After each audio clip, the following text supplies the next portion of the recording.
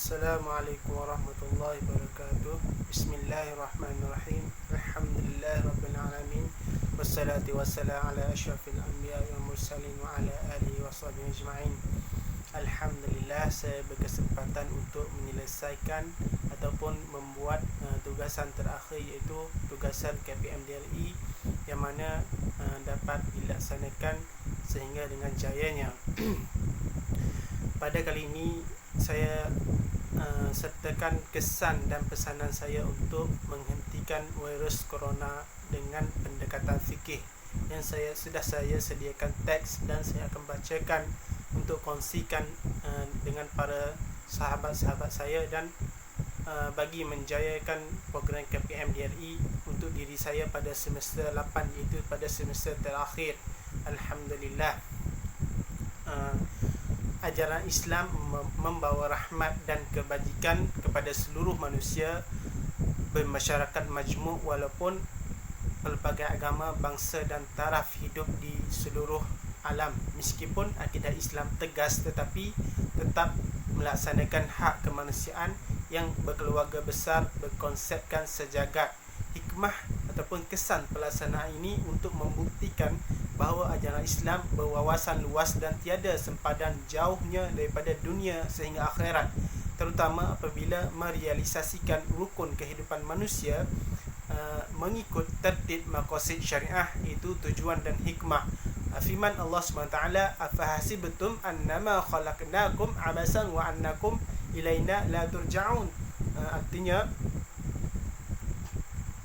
maka adakah patut kamu menyangka bahawa kami hanya menciptakan kamu daripada tiada kepada ada sahaja dengan tiada sebarang hikmah pada ciptaan ini, dan kamu menyangka pula tidak akan dikembalikan kepada kami. Surah Al-Mu'minun ayat di atas menegaskan bahawa penciptaan manusia itu mempunyai hikmah dan tujuannya sehingga tidak sia-sia sedikit pun dan berwawasan akhirat. Firman Allah SWT yang lain, ya ayyuhallazina amanu taqullaha wa la tanzur nafsum ma qaddamat lighad wattaqullaha innallaha khabirum bima ta'malun. Surah Al-Hasy ayat 18. Maksudnya yang berbunyi, wahai orang-orang yang beriman, bertakwalah kepada Allah dengan mengerjakan suruhannya dan meninggalkan larangannya, dan hendaklah tiap-tiap diri melihat dan memerhatikan apa yang telah dia sediakan daripada amal-amalnya untuk hari esok dan hari akhirat. Dan sesekali lagi diingatkan, bertakwalah kepada Allah, sesungguhnya Allah amat meliputi pengetahuannya akan segala yang kamu kerjakan. Surah Al-Hasy. Di sini maqasid syariah maqasid syariah ditetapkan mengikut rukun-rukun kehidupan manusia berdasarkan daruriyat yang wajib dijaga. Ialah ada 5 perkara, iaitu pertama, agama, nyawa, akal, keturunan dan harta. Bahayanya COVID-19 bisa kita lihat sekarang telah disahkan oleh para pakar secara mutawatir. Artinya pengakuan oleh ramai pakar sehingga tidak boleh dinafikan kebenarannya lagi. Maka hendaklah dibuktikan bahawa pelaksanaan Islam adalah petunjuk sepanjang zaman, berprinsipkan akidah beriman kepada Allah SWT dan Rasulullah SAW dengan berpegang kepada Al-Quran dan Sunnah secara bertafakuh, berkonsepkan maqasid syariah dan siasah syar'iyah. Ini membuktikan agama Islam adalah petunjuk sepanjang zaman. Dalam menghadapi COVID-19 ini, arahan tidak berkumpul secara ramai sehingga tidak dibolehkan untuk meninggalkan pelaksanaan solat jemaat yang wajib, dan solat berjemaah adalah bukti melaksanakan ajaran Islam dengan ruksah tanpa meninggalkan solat di rumah, serta berpegang dengan ajaran Islam yang sebenar tanpa melampaui batas. Ia juga sebagai tanda kewajipan menjaga nyawa, iaitu maqasid tadi, menjaga nyawa diri, keluarga masing-masing serta seluruh anggota masyarakat berpandukan Al-Quran yang haram membinasakan diri sendiri dan juga orang lain. Sebenarnya mereka yang tidak mengikut arahan itu adalah tidak mengikut perintah agama, walaupun dia bersembahyang Jumaat dan berjemaah kerana kedegilannya ataupun kerana ketidakpatuhan tanpa mempedulikan firman Allah SWT, wala tulqu biaidikum ila tahlikah wa ahsinu innallaha yuhibbul muhsinin. Maksudnya, dan janganlah kamu sengaja mencapakkan diri kamu ke dalam bahaya kebinasaan dengan bersikap bakhil, dan baikilah dengan mengerjakan amal yang baik dengan segala usaha, kerana sesungguhnya Allah mengasihi kepada orang-orang yang berusaha memperbaiki amalannya. Pesanan Rasulullah SAW untuk diri sendiri dan juga orang lain yang berbunyi la darara wa la dirara. Hadis hasan riwayat Ibnu Majah, Daruqutni, Malik dan lain-lain. Artinya jangan memudaratkan diri sendiri dan jangan memudaratkan orang lain. Hadis ini menunjukkan bahawa wajib menjaga nyawa, keselamatan diri masyarakat, maka haram membunuh diri dan menyakiti orang lain untuk menyebabkan kemudaratan kepada diri dan orang lain. Ia suatu perintah agama mengikut Al-Quran, hadis dan akal yang diberikan oleh Allah Subhanahu taala. Khalifah Umar Al-Khattab bertindak membatalkan lawatan ke negeri Syam kerana wabak taun. Lawatan ini, walaupun lawatan itu bagi meraihkan kemenangan Islam dan kemerdekaan umat Islam di sana daripada penjajahan Rom Byzantin Timur yang bersejarah, namun wajib berpandukan sabda Rasulullah SAW yang bunyi iza sami'tum bit-ta'uni bil ardi fala tadkhuluha wa iza waqa'a bil ardi wa antum biha fala takhruju minha. Artinya apabila kamu mendengar berlakunya wabak ta'un, kalau sekarang coronavirus, kalau dulu tidak pernah berlaku coronavirus tapi ta'un, berbalik pada hadis tadi, apabila kamu mendengar berlakunya wabak ta'un di suatu negeri, maka janganlah kamu memasukinya, dan apabila berlaku dalam negeri kamu di dalamnya, maka janganlah kamu keluar.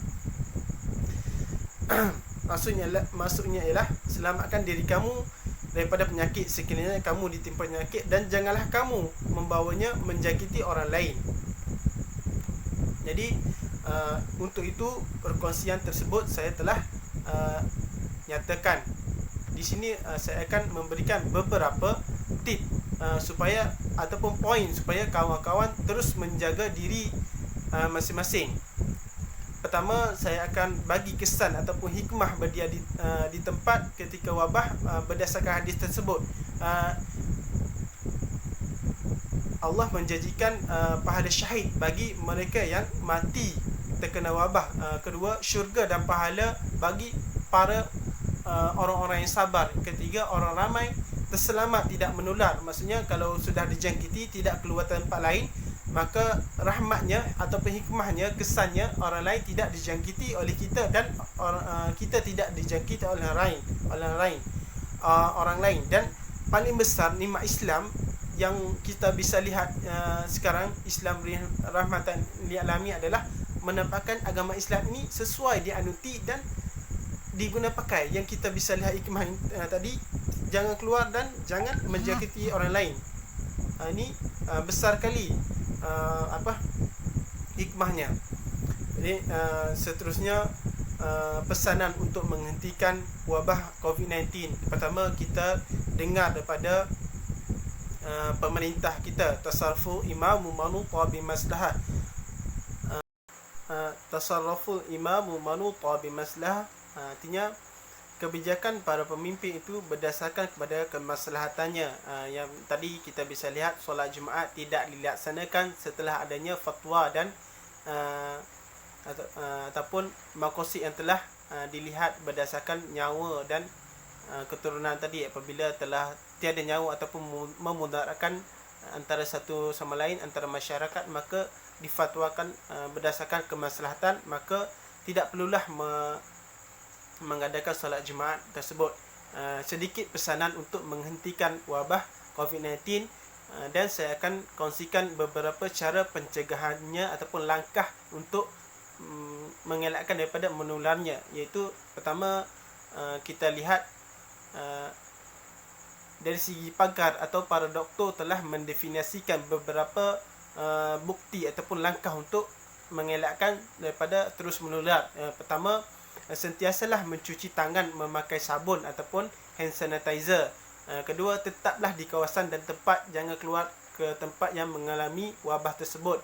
Ketiga, sentiasalah kita umat Islam bertawakal kepada Allah SWT dan yakinlah bahawa Allah yang mendatangkan wabah ataupun penyakit tersebut, dan Allah jualah yang menarik ataupun menyembuhkan penyakit tersebut. Dan elakkan pada waktu sekarang bersalaman ataupun berjumpa dengan kawan-kawan di tempat yang ramai. Kedua, rajinlah olahraga, dan paling penting Islam iaitu sentiasalah memohon agar Allah SWT menjauhkan diri kita, keluarga kita, negara kita dan dunia ini supaya kita semua dijauhkan daripada wabah coronavirus dan cepat ditarik oleh Allah SWT.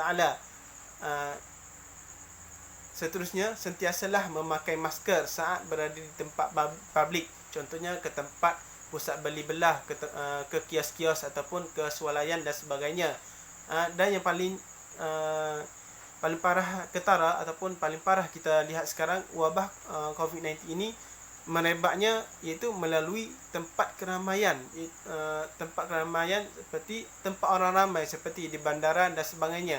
Jadi paling penting inilah yang kita harus dijauhkan. Maka pakailah hadis Nabi itu tadi, jika kamu mendengar wabah di tempat ini, janganlah kamu keluar dan janganlah orang lain mendekati kamu, supaya untuk menampakkan Islam itu benar dan sesuai dipakai untuk setiap masa dan sepanjang masa, dulu, kini dan selamanya. Dan jikalau sudah berada di tempat keramaian tadi, jagalah jarak social distancing sekurang-kurangnya 1 meter.